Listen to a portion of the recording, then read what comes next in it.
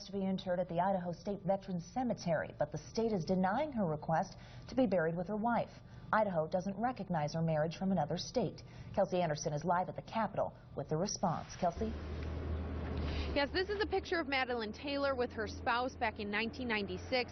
The two grew up together and want to lay to rest next to each other, but the state says because they are gay, they cannot be buried next to each other. So Madeline Taylor is now fighting for that change. I'd like to be buried here, and I'd like to be buried in Veterans Cemetery. I earned it.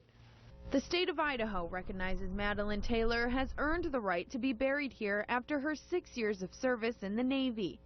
But Idaho won't allow her to lay beside her now deceased wife. The Division of Veterans Services says there is nothing they can do because they have to follow the Idaho Constitution, which says, quote, "A marriage between a man and a woman is the only domestic legal union that shall be valid or recognized in this state." There were times when I really thought that maybe we were wrong.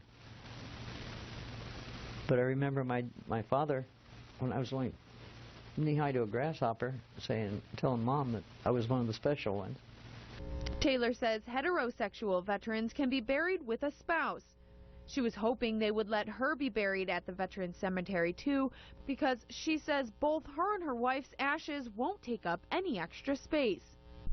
They put me in that 20-inch by 10-inch by 10-inch slot, and there's room for 2 urns in there. Taylor does not want to be buried anywhere else but her home state of Idaho. This controversy prompted Taylor to join the cause of Add the 4 Words during the last legislative session. I'm not surprised. I've been discriminated against for 70 years. You know, they might as well discriminate against me in death as well as life. Taylor says she knows her health is failing, but refuses to give up on this fight, in life or even in the face of death. I have the paperwork and both of our ashes in someone's care, so that they can put it in when they get the laws changed.